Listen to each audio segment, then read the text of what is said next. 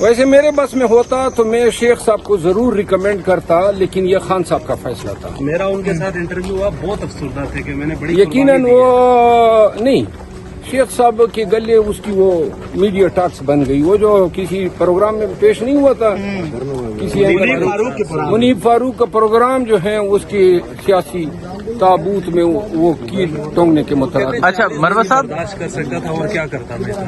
نہیں، وہ سب کچھ تھا، لیکن جو پریس کانفرنس کر گیا نا، بس وہ پرکان خان کے کاغذات میں جو ہے وہ نکل گیا. اچھا مروت صاحب، اب لاہور میں جلسہ ہوگا، اس سے پہلے بھی آپ کو ایک دفعہ روکنے کی کوشش کی جائے گی، گرفتار کرنے کی کوشش کی جائے گی. تو لاسٹ ٹائم تو آپ ایک دم انڈر گراؤنڈ ہوئے، ابھی پھر تو ہاں جی، میں واحد ان تمام قیدی ایمینیز میں ایک میں ہوں جس کو پنجاب میں، اسلام آباد میں کوئی گرفتار نہیں کر سکتا. ہائی کورٹ نے آرڈر کیا ہوا ہے. ٹھیک ہے. پھر لاہور جا رہے ہیں آپ؟ جی میں تو لازماً جاؤں گا. السلام علیکم. لازماً جاؤں گا.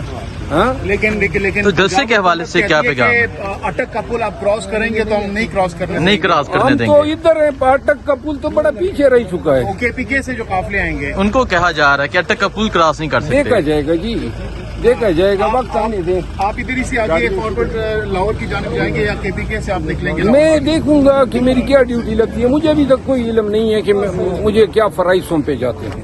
اچھا، اگر کوئی فرائض پہ جاتے ہیں تو پھر لاہور جا کے پہلے ڈیرے ڈالیں گے یا پھر قافلہ لے کے جائیں گے؟ لیکن یہ اسٹریٹجی تیار ہوگی.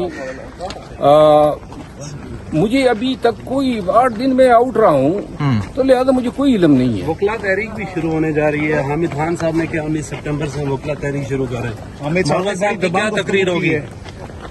وہ جو 19 تاریخ سے شروع ہونے جا رہی ہے وہ خلا تحریک ہے. جی جی. کہہ رہے ہیں ہماری لاشوں سے گزرنا پڑے گا آپ کو حامد صاحب کے. قانون سازی ہو اچھا، جائے وہ گزریں گے لاشوں سے. بس اللہ یہ نوبت نہ لائے. ہاں، ٹھیک ہے. وکلا کی لاشوں پہ کوئی نہیں گزر سکتا ہے.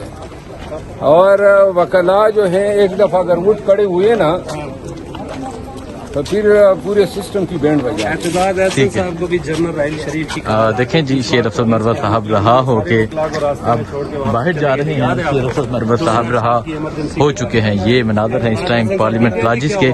شیر افضل مروت صاحب یہاں سے رہا ہو چکے ایسے ہیں. آدمی نہیں ہے. وہ تو سرچشمہ ہیں ہماری وکلا برادری کی عزت و ناموس کا. میں بڑا احترام کرتا ہوں ان کا. اس پہ میں بات کرنا بھول گیا. دیکھیے یہ کس طرح کی کانسٹیٹیوشن امینڈمنٹ ہے. 7 ہمارے ایم این اے اغوا کیے ہوئے ہیں، پنجاب ہاؤس میں رکھے ہیں، اور ہمارے 2 ایم این اے ایسے ہیں جو بیرون ملک تھے اور ہم نے ان کو کہا کہ مت آؤ اور یہ پھر بھی آئے. جلدی اس پہ پارٹی فیصلہ ہوگا اور ان کے نام ہم قوم کے ساتھ شیئر کریں گے. ان کے حلقے کے لوگوں کو بتائیں گے کہ ان کے مکروہ چہرے دیکھ لو. اور شاید ان میں سے چند ایسے تھے جو پہلے سے ان کی کمٹمنٹس تھی تو بیرون ملک سے بھی آ گئے. اور ہم نے یعنی عمر ایوب خان نے 7 دن پہلے سب کو کہا ہوا تھا ان تمام کو کہ انڈر گراؤنڈ چلے جاؤ.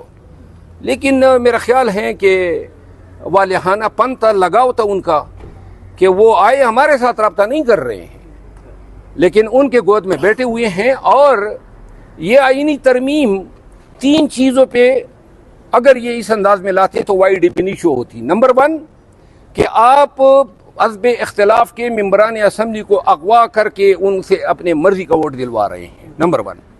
نمبر 2 ریزرو سیٹیں جو ہماری ڈیسائیڈ ہوئی ہیں سپریم کورٹ میں، ان میں ہماری خواتین اور مینارٹیز کی نمائندگی نہیں ہے. تقریباً 23-24 سیٹیں ہیں اور پھر کے پی سے 11 سینیٹر ابھی تک الیکٹ ہی نہیں ہوئے ہیں. تو لہذا ایوان پارلیمان ابھی تک انکمپلیٹ ہے. جب تک ان تمام طبقات کو نمائندگی نہ ہو اور یہ اپنی نمائندگی کے مطابق حق رائے دہی استعمال نہ کریں، کس قسم کی ترمیم جو ہیں وہ آپ کہہ سکتے ہیں کہ یہ لائی گئی. اور سب سے اہم بات، فارم 47 پہ جو لوگ منتخب ہو کر آئے ہیں ان کا کوئی حق نہیں ہے کہ وہ ووٹ استعمال کرے. تو لہذا ایوان کی اپنی لیجیٹیمیسی جو ہے وہ بھی جب یہ ٹریبیونل ڈیسائیڈ کر دیں کہ واقعی یہ صحیح منتخب ہو کے آئے ہیں تو تبھی شاید یہ کانسٹیٹیوشنلی امینڈمنٹ کی بات کر سکتے ہیں.